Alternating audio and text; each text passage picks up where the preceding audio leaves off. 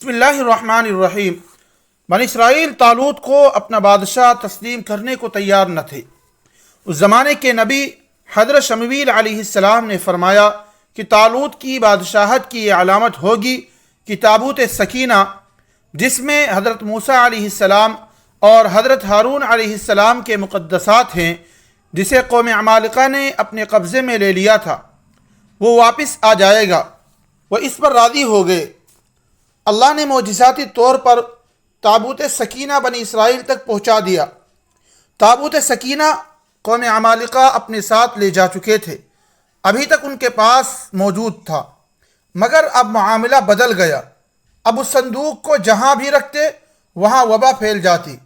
دشمنوں نے تابوت کو بیل گاڑی پر رکھ کر بیل گاڑی کو ہکا دیا۔ فرشتے اسے طالوت کے پاس لے آئے۔ اب بنی اسرائیل نے طالوت کو اپنا بادشاہ مان لیا۔ طالوت کو بادشاہ بنانے کی درخواست جالوت اور اس کی قوم عمالقہ سے مقابلہ کرنے کے لیے تھی۔ الغرض لشکر تیار ہوا۔ مقابلے کے لیے ایک سیلاب امنڈ آیا۔ جذبات سے لبریز یہ لشکر جالوت کو تہس نہس کرنے کو تیار تھا۔ 70,000 کا لشکر جالوت کے مقابلے کے لیے روانہ ہو رہا تھا۔ جالوت طاقت و قوت کے لحاظ سے اب بھی ان سے کئی گنا زیادہ تھا۔ اللہ نے حضرت شمویل کے پاس وحی بھیجی کہ بادشاہ سے کہو کہ لشکریوں کا امتحان لیں، ان کو آزماؤ، کون کھرا ہے اور کون کھوٹا، کون مستقل مزاج ہے اور کون راہ فرار اختیار کرنے والا۔ بادشاہ نے اعلان کیا، راستے میں ایک نہر آنے والی ہے، کوئی بھی اس نہر سے پانی نہیں پیے گا، ہاں ایک آدھ گھونٹ کی اجازت ہے۔ سخت گرمی کا زمانہ تھا۔ جو ہی یہ لشکر فلسطین اور اردن کے درمیان موجود نہر کے پاس پہنچا، بادشاہ کے اعلان کی پرواہ کیے بغیر تمام لشکری پانی پر کود پڑے، سوائے چند افراد کے جنہوں نے بالکل بھی پانی نہیں پیا یا ایک آدھ گھونٹ ہی پیا۔ مفسرین نے ان کی تعداد 313 بتلائی ہے۔ جب دریا پار کرنے کا وقت آیا، جن لوگوں نے پانی پیا تھا کہنے لگے مجھ میں جالوت سے مقابلے کی طاقت نہیں۔ اس کے برعکس جو مخلص لوگ تھے جنہوں نے بادشاہ کی بات مانی تھی کہنے لگے یا تو شہادت یا کامیابی، ان دو نعمتوں میں سے ایک تو مل کر ہی رہے گی۔ رہی بات ہماری تعداد کے کم ہونے کی، تو یہ کوئی بہت بڑی کمزوری نہیں ہے جو شکست کا سبب بنے، کیونکہ آج سے پہلے بہت مرتبہ ایسا ہو چکا ہے کہ چھوٹے چھوٹے لشکریوں نے بھاری بھاری فوج کو شکست سے دوچار کیا ہے۔ اس آزمائش کا مقصد یہ تھا کہ لشکر سے ایسے لوگوں کو جدا کر دیا جائے جو جذبات میں جمع تو ہو گئے ہیں مگر ان میں مستقل مزاجی نہیں ہے۔ ایسے لوگوں سے سوائے نقصان کے کچھ اور متوقع نہیں۔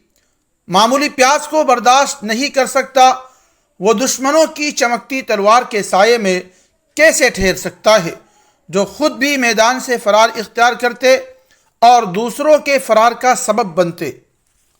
اس لشکر میں ایک نوجوان بھی تھا جو بکریاں چرایا کرتا تھا۔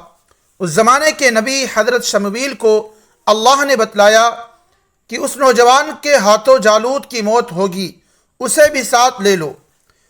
وہ نوجوان لشکر کے ساتھ ساتھ جا رہا تھا۔ راستے میں ایک پتھر ملا، اس نوجوان سے مخاطب ہو کر باتیں کرنے لگا، کہنے لگا مجھے ساتھ لے لو، میں جالوت کی موت کا سبب بننے والا ہوں۔ اس پتھر کو اپنے تھیلے میں رکھ لیا۔ میدان سج چکا تھا، دونوں طرف سے حملہ آور ایک دوسرے کو کاٹ کھانے کو تیار تھے۔ جالوت اپنی طاقت و قوت کے غرور میں مست تھا، اپنی تعداد پر اترا رہا تھا۔ مبارز طلب کیا، طالوت کے لشکر سے وہ نوجوان نکلا، پتھر سے ایسا کاری ضرب لگایا کہ جالوت تاب نہ لا سکا۔ ساری طاقت و قوت، غرور و گھمنڈ اس نوجوان نے مٹی میں ملا دیا۔ قوم عمالقہ بظاہر ان کی شکست کا کوئی جواز نہ تھا، مگر تاب نہ لا سکے۔ میدان جنگ چھوڑ کر بھاگنا پڑا۔